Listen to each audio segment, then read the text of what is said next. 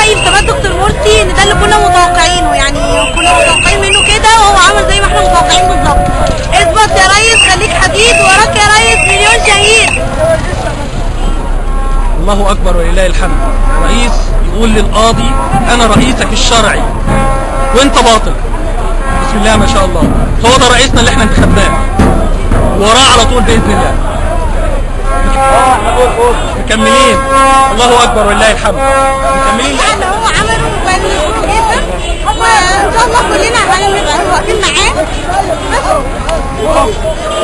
ايه المحاكم الهزليه اللي النهارده من رئيس مرسي؟ بقول للست لو انت فاكر المحكمه العبيطه اللي انت عاملها الدكتور مرسي دي هتخلينا خلاص نيأس ونقعد في بيوتنا، احنا مكملين.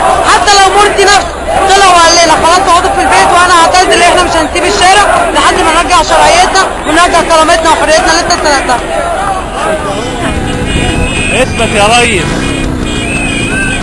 تقول ايه يا ريس النهارده؟ اثبت يا ريس، ثوره مستمره، لا اله الا الله.